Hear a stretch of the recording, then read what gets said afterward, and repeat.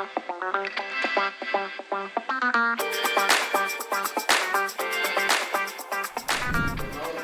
speak about your team. Means yesterday we were having a discussion. Like Nitin is having a team of almost around 15 members. So last year I had like almost 25 people in my team. Over so how do you divide your roles then? So basically every film has a different team. Okay. So last year at one point of time I had Archie's going on, Sam Manekshaw going on, Pipa going on. Then after that there was like Aryan ka show going on. Then there's something else was going on, and all very different timelines. Only Archie's and Sam were releasing on the same week and same day kind of a thing. And Pipa was like I was re-editing the film. So what happens is I hire like every film has one associate editor, one assistant editor, and assistant editor is someone who will sync, sort, align the footage, organize the footage, and then if the person has the time, he'll start doing the lineups. And sometimes like when we don't have that, like where we sort of shift from that, then we have like associate editors making the lineups. So what happens is while I'm working on something else, I'm watching the lineups of that other film and saying, okay, this is not coming out in this. Just align a basic. So the idea is that time the associate editor will just look at the okay takes and construct like a basic flow of it. And then when I sit on it, I sit on like a 10-minute chunk completely on one stretch. And when I sit on it, I sort of go one by one. I'll go through the takes, I'll go through what is the say, what is the scene wants to say, and how we can trim the scene to arrive at what it wants to say and come to it very suddenly. So that team varies right now. Obviously, I have like 3, 4, 5 things going on only. So it's like team is lesser now compared to, because last year the workload was also crazy and it was constantly like increasing in terms of things. And yeah, so that is the team, how design of the team. For every film there's an associate and assistant.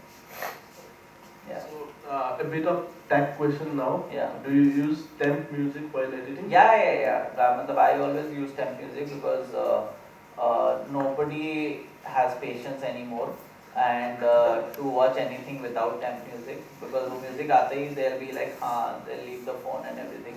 If like the music doesn't come, it's like unless the scene is very gripping and you don't need the music, then of course I don't use the music. But when a scene is little bit slower or when a scene is not able to hold, you have to use temp music to sort of elevate. But also the idea of temp music, I enjoy temp music personally, because I feel like for me, when a person comes to watch an offline cut in the edit room, it should feel like it's a final film. So with the temp music also, you should forget like everything. When you are watching the film, you should forget like you are watching like a edit stage wala film. You are coming and watching like a full-fledged film with proper music cues where it will come and all that, and a proper music built up of temp track. So eventually you know emotionally what you are feeling by the end of it. So that's the way. So now we would like to know a bit about your working space. Yeah. Like working space, like your house setup, Yeah. where you work, and also the kind of softwares that you depend on to get your films done. Yeah. And does it matter like which software, whatever? I think I'm asking it for them. Yeah, I don't think so. Basically, first the setup is I have a small setup in the house, which is like in a room kind of a thing, nothing too fancy. Primarily, I've been an Apple ambassador for some time, and they've like been like very kind to me, and they've like, so I'd gone to California once in between, and they were very kind to me in terms of like taking me and making me meet. So I was a big Final Cut Pro fan for the longest period of time. So I had used Final Cut Pro 7 like till the time it's like it told me, please don't use me anymore. Like that moment had to happen. I think everyone of our generation is like Final Cut. So that was like Masaan was the last film like I used on Final Cut Pro, and after that I was like, okay, we are done, this relationship is over now. And so the breakup had to happen. So I met like these guys in California, the guys who made Final Cut Pro. And so they are like, why would you do something like Final Cut 7 to 10 was such a big change, and now so they were trying to tell me to use Final Cut Pro the coming Final Cut Pro because they wanted me to use it for a feature film because they felt like it's very updated for a feature film. But that somehow we tried working around and it didn't work around. But largely then I moved on to Avid, and Avid is something I use. I have a iMac setup at home and with another screen, and that's pretty much what I need at home setup whenever I'm editing from home. But usually I'm working from different studios, so whether it's the Dharma production, Red Chilies, to like Manish Malhotra production, so different production houses. I'll jump into the production house's office and work from there because it's also easier for me. They also feel secure because there's a lot of like these are expensive films like over like 70, 80, 90 crore, 100 crore, and then the footage shouldn't get leaked or anything, so it's much more safe and secure where they are very like properly designed. So that is my place of working. Softwares, I'm not obsessed with softwares. I like to work in all the softwares. Like Adobe has also got in touch with me in terms of like wanting to use Premiere Pro or something. But like the idea is, I feel like it's a software, so it doesn't matter. You can pick up on any software, edit it. Like I don't know if you've heard of this guy, Turkish film director called Nuri Bilge Ceylan. So he is like a very famous director, and he's made like a very like he's a popular art house director who's made. So his director, his process, his editing process is the editor sits on the side, director sits on the machine, editor says cut here, because that editor doesn't know how to use the machine. So at the end of the day, it doesn't matter like whether you know how to use the machine. The editor sits on the side, so they have like a making videos where the editor is telling just stop. Now just take 2 frames ahead and cut it here. That much only. Keep it that much only. So that's how they interact. So is it like if I'm a good poet, Yeah. write it good in MS Word or else in the paper also? Completely alright. As in like if paper is the very basic nature of like you write something, as long as you know how to just say it and you have something to say, that's what matters. Like so many filmmakers you have seen like uh, uh, like I like like so many filmmakers you will hear their journeys. They have come from backgrounds which are like not like very refined backgrounds in terms of they didn't have the access to, and which is why I feel like filmmaking has become very democratic. Like think of like you have like an iPhone. Actually, like I've made a short film right now. While I was making that short film, I was like, okay, we spent this much money like on short film at this moment of time. After making it on the last day, I was telling my DOP, no more spending money on short films. Like make it on the cheapest freaking camera possible. Make it on the with the cheapest crew, because there's no point to invest money on something which is just for your purpose kind of a thing. In terms of like you make something, it's like largely it's like a exercise for you. It's nothing else. It's like for you to interact with actors. You, of course, you all want to do it, and I was lucky to have like a producer and everyone. And if you get that, then it's great. But you should be open-minded in terms of achieving something with a very bare minimum cost. And the idea is to have something to say. That's the main thing. Don't get too influenced. Pick from your own life. Pick from your personal is everything. So something that's happening to you, that's the best way to just start off. Like to write something about it and just making something around it and take it on the cheapest camera. Like Sean Baker made his whole feature film on an iPhone, and that film go on to win awards, and today he is found funding for his future films, and Anora has just got the Grand Prix, the biggest award at Cannes Film Festival. So that's the thing. It's like nothing should stop you. It's like if you need a pen and paper to say what you want, if you have only pen and paper, just write it in pen and paper. It doesn't matter. You don't have a computer. It's like, so that open mind you have to have. Don't keep crying as a filmmaker. We have this habit like, oh, I don't have the software. How should I practice and everything? I just practice on another software which is for free online. Just like we find our excuses just not to do things. That's the best way to just find access to. There are enough things online for free to do something and to try out something and just play on something. So working hours? Earlier working hours used to be very hectic. It still gets very hectic in terms of deadlines. I could be working sometimes from 12 to 16 hours a day, but like sometimes it's like 8, 7, 8 hours also is good enough. But 12 hours ends up having not 12 hours actually, but like I do a lot of faffing and gossiping also, so that also is like a little bit of a problem. So I spend a lot of time just faffing a little bit, because I feel like that's the important part of editing, is like when you are just chit chatting, you're talking about random stuff. It's almost like writing process. कि इधर उधर की बात करके ओ ये scene में ये work नहीं कर रहा है, let's just forget attack this scene kind of a thing, that sort of a thing.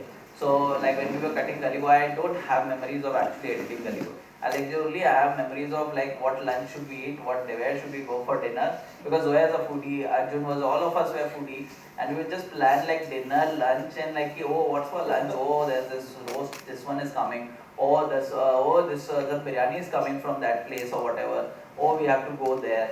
So it's like these kind of things which is what you remember, and most of the time I'm working with like foodies who are like enjoy their food, and we are talking about random stuff, and then like oh chal edit bhi kar lete hain and everything. Nitin, I would like to ask, in our region, we see a lot of means lesser female editors. Yeah. Like their parents would be worried, like whether she would Yeah. be able to make a career. Is this the same problem in Mumbai too? No, Mumbai So- तो as in like I'll be Namrata, of course, is there. No, Namrata नहीं, Namrata को छोड़ के there like actually वहाँ पर female are more, male are less.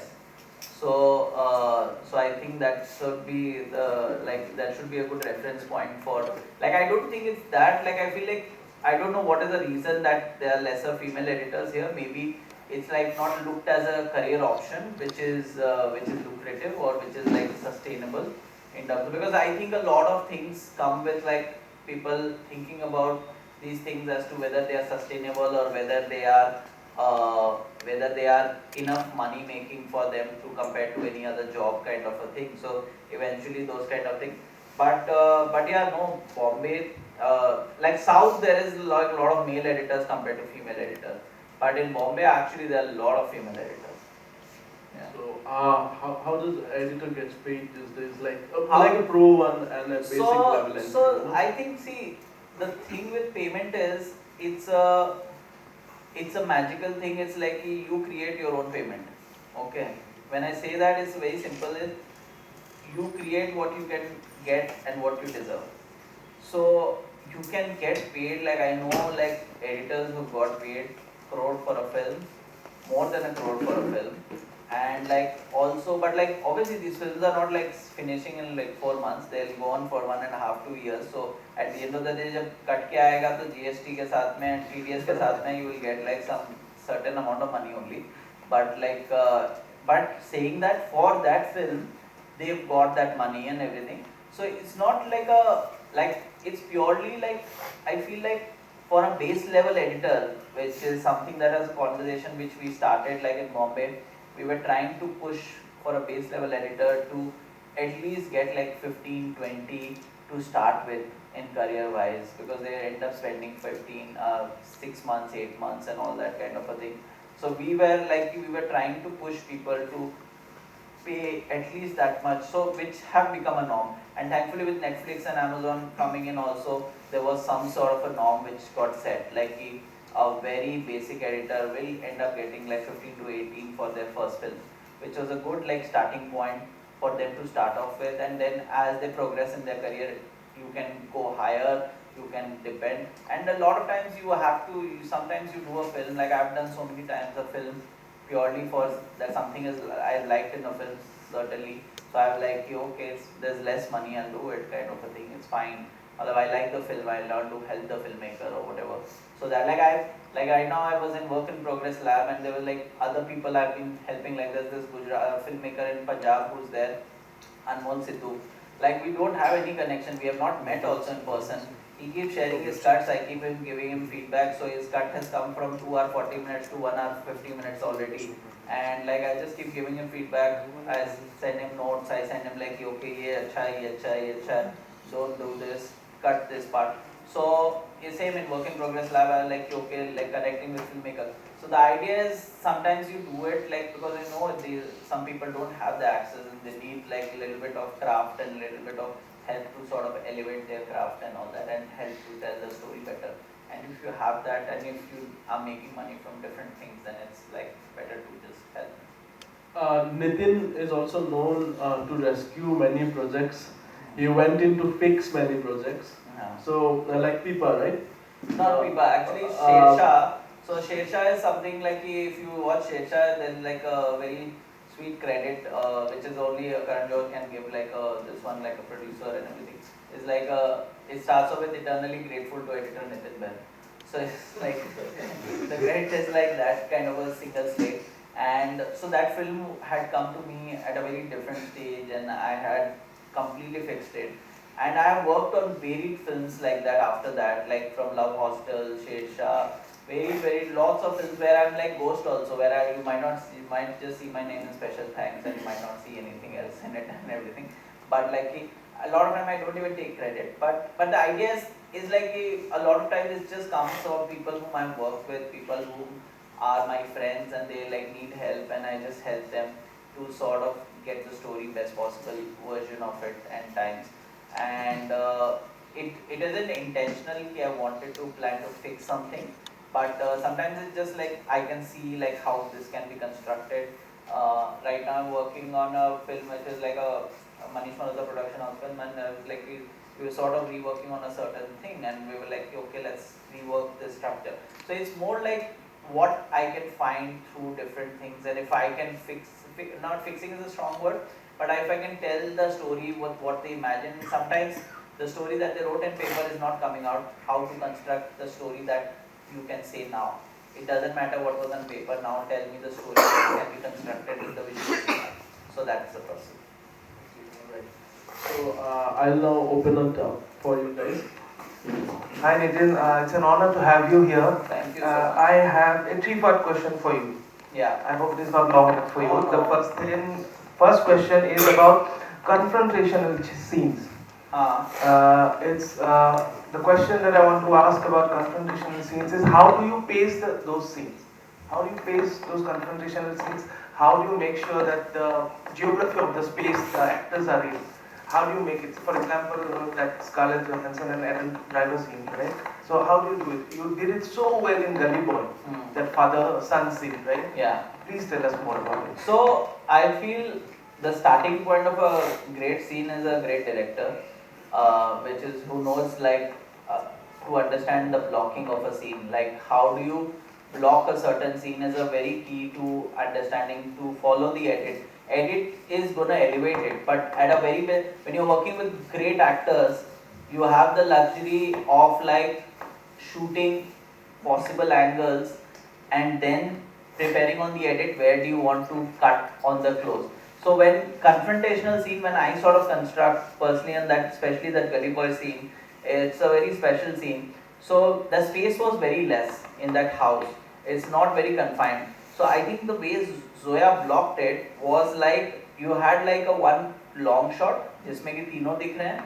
One, they all had their mid shots, जिसमें कि mid उनके closer. Then once Murad gets up, walks, goes inside, there's a movement of camera. Then he goes inside the room, he pulls it. He says to his father, and then there's a final blowdown between both of them.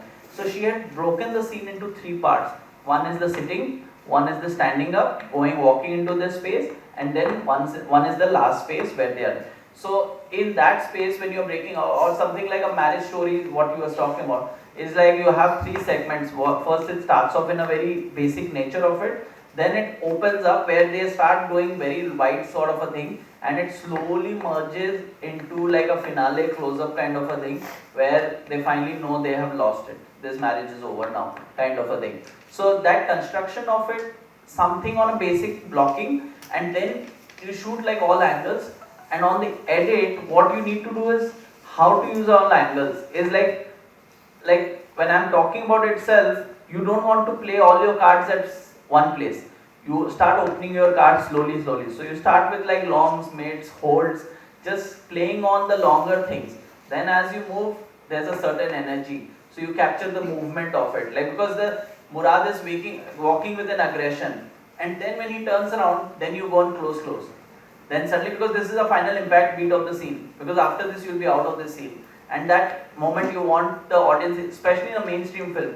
In a non-mainstream film, you can still hold it on like a two shot also, and it can pass off also.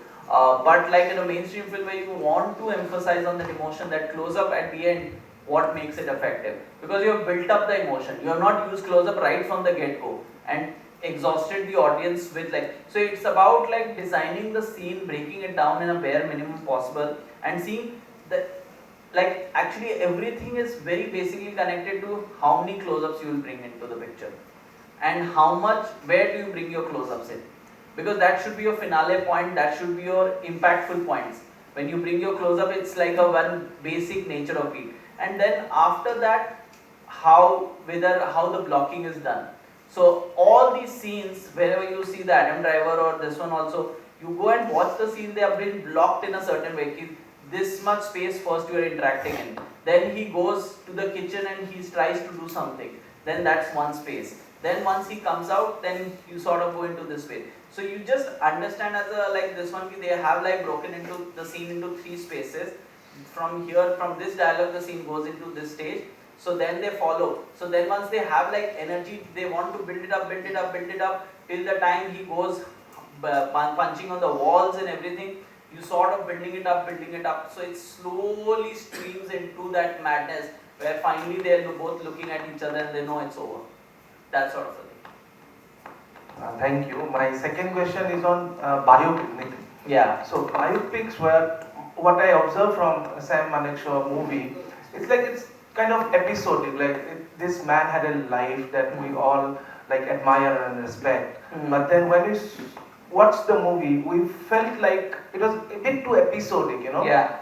We jumped and there was no proper closure in certain sections of the film. Yeah. What do you have to say on that? See, making a biopic in India is a task. Firstly, like getting NOCs from everything is like a task in terms of like generally I feel like anything which you like, even like a film like 83, you need to get NOC from every cricketer. You need to go through that process where, so what happens is there's a certain limit to which you can touch on certain things, and there's a certain limit that you don't want to touch, because it's like whether it's like something that has been discussed as to not wanting to or whatever, but like the episodic nature of it is something that is not like intentional. That is like when you are encapsulating this whole life in like you are capturing a 70 years of this man, it will end up becoming slightly episodic. The hope is that, because as what you rightly said, at some points it feel like, oh, what happened to that, like do I get to see more of that or something, because sometimes it's like really not, because where Sam actually gets settled down is 1971 war.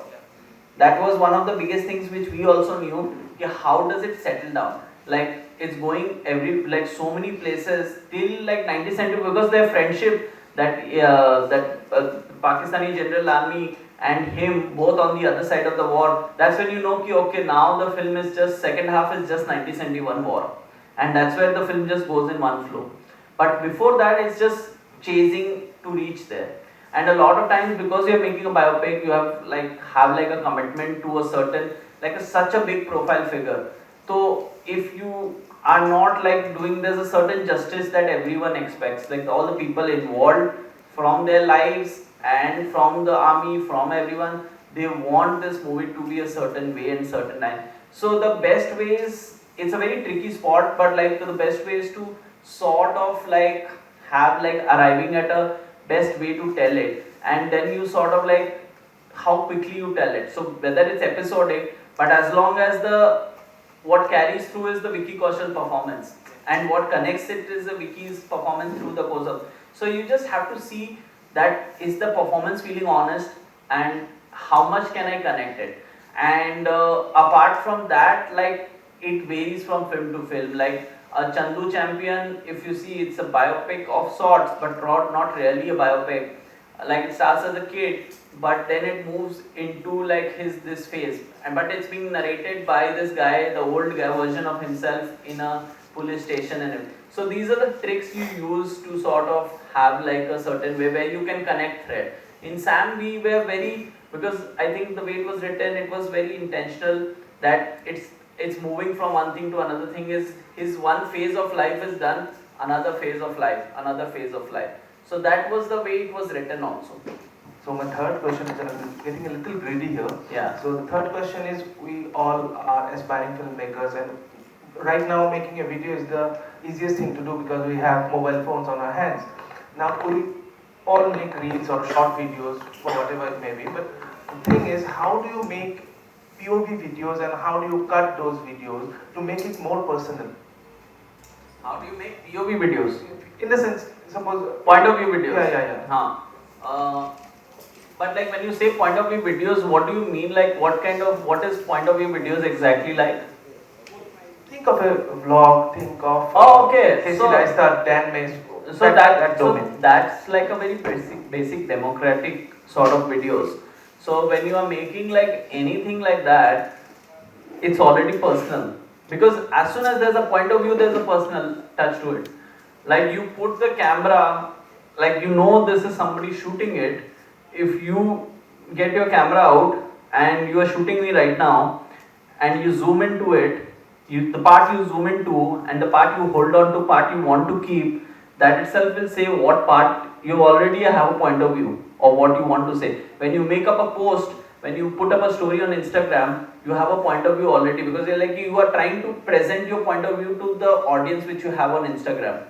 So you are already posting the story with like this thought ki, oh chashma, like I was reading somebody else posted, like understanding the depth of chashma at BVFF screening or something like that, watching an event. So there's a point that the viewer who's posted the story, he's like trying to understand, put an image just like what he or she has seen in that sort of a, like the film itself. And there is, so with stories and with like social media, there's always a point of view. Whether it's a fake point of view, that's a different matter, because 80% of time it's a fake point of view where we are trying to impress our audience. We are trying to impress our, like trying to show like, oh, I'm understanding so much, oh, I'm reading this book, I'm doing this, and sometimes it's not, it's like somebody just talking about their lives kind of a thing. So what the thing is, when you say that needs to be personal, it has to come from how real it feels. Like when you share something on, when you watch a video, point a video or whatever, like there's this guys called Ronnie and Bharti. Okay, Ronnie and Bharti run like a YouTube channel. They are somewhere in the mountains in Dehradun, above Dehradun, and they are like friends of mine. And they started this channel. They used to be filmmakers. They started this channel, and started making these personal videos where they would just travel around things in Dehradun and everything, and they would just like take up audiences, and they created their own music for those videos, and they just started making these personal videos, and they've got a huge following now, and everyone loves these videos. So that's the aspect to it. Like there's nothing like the way audiences knows what's real, like they connect with it.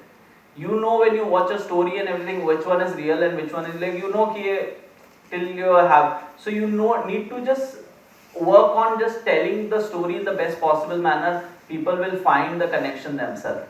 Hello sir. Hi. Good morning. I am Sanchari Pandit. I am an aspiring filmmaker and I am here with my team. We are in BVFF studio, Okay. and under that we have our own young professionals, and we are trying to create short stories and do our short films. Yeah. So sir, I would just ask for your suggestion. 2 hour short film. Yes. As in, 2 hour mein you make a short film. Do our short Or 2 hour short film. Sorry, I heard 2 hour short film. Like what is the short film?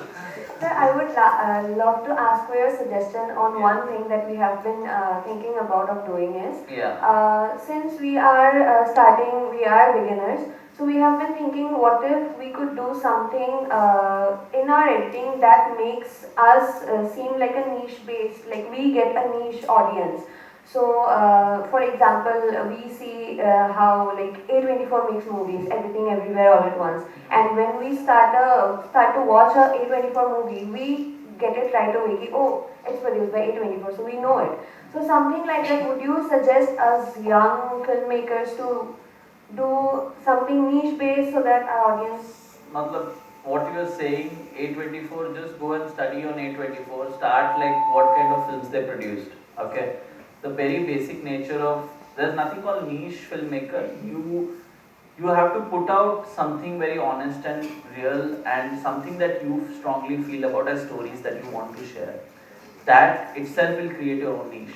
when you have some stories to share, like which you feel strongly about, you will yourself figure an audience which like feels like okay, A24 broke out in a certain way where there's certain films which were not getting a platform to get released, and then these guys, two brothers who sort of like started this setup and they sort of started this whole thing thinking okay, like pretty much like what Miramax did at certain point of time, which Harvey Weinstein and all these guys, they are like a lot of these young filmmakers who are not getting the voice, and but their focus was, as a company focus was finding those young voices, finding those really strong young voices which have something specific to say, and that aspect of it was the very basic nature. So if you as a studio which you are creating, the very thing, a very main focus has to be the stories that you output are very crucial to knowing what really is like gonna be the niche that you will create for yourself.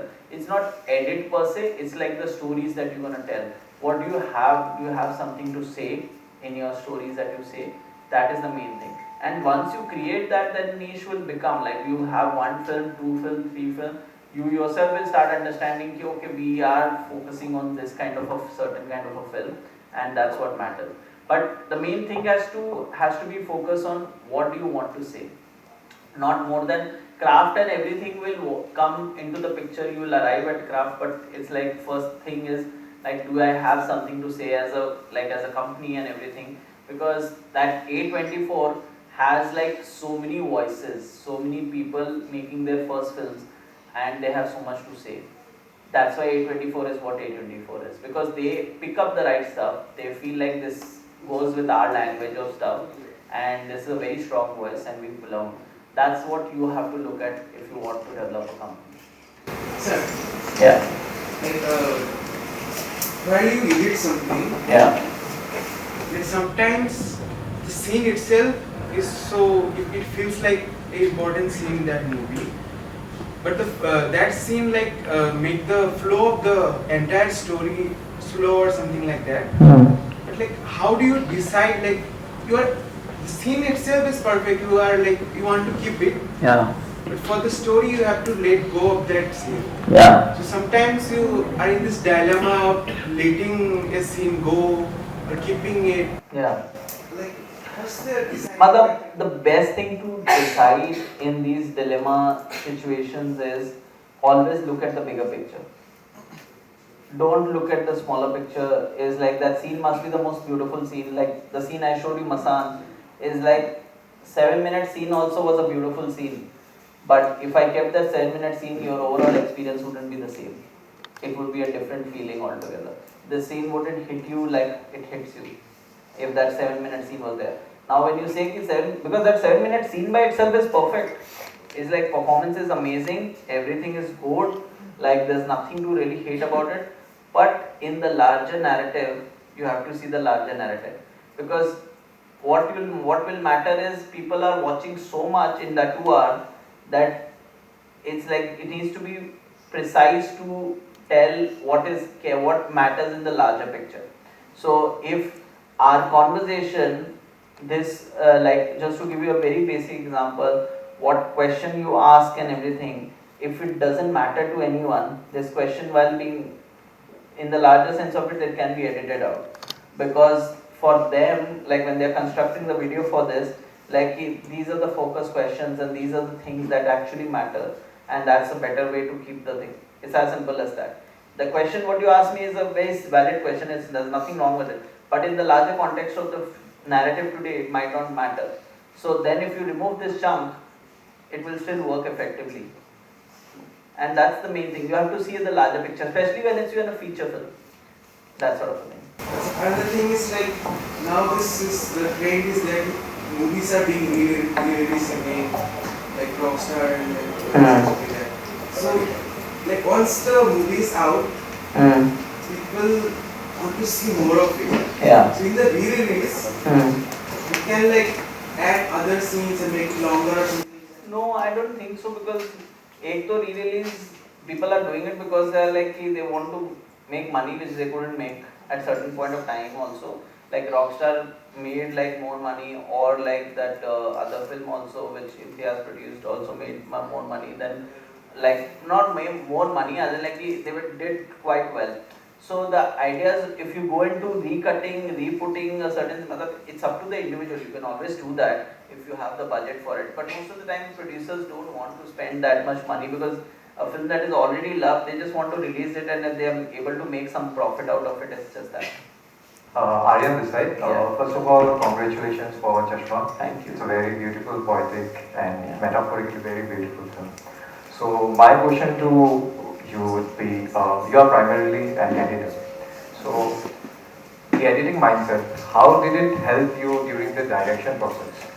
I think it's completely helped me it's helped me fully, especially I can see like what it would have been if I directed, what it was like when I directed, if I would have directed Chashma 5 years back or 7 years back.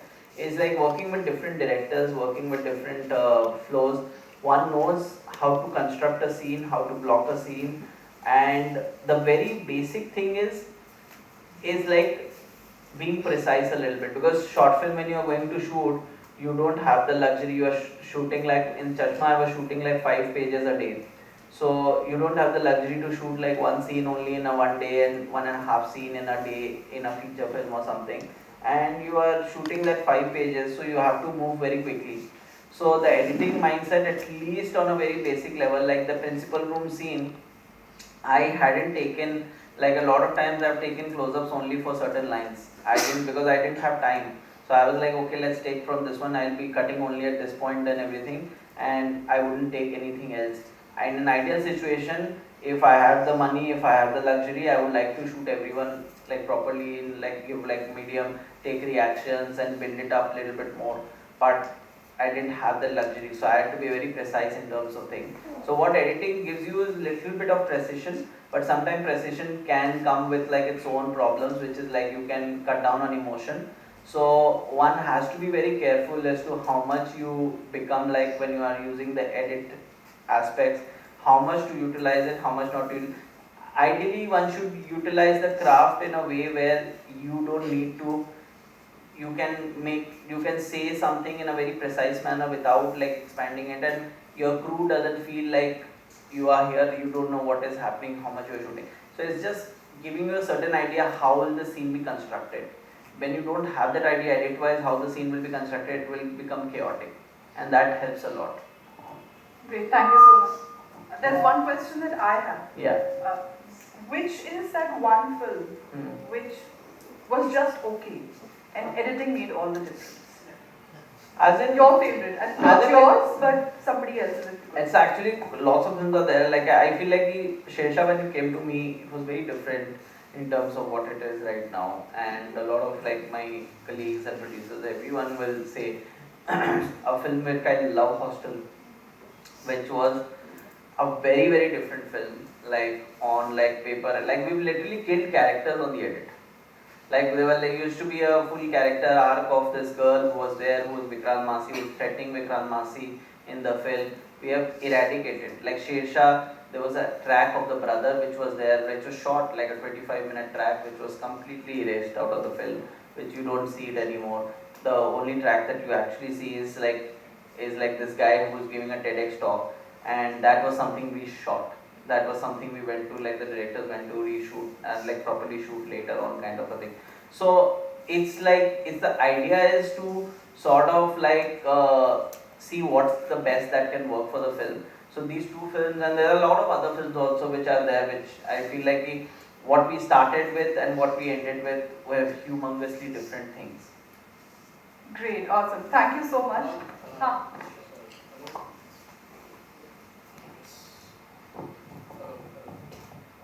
One last question from my side.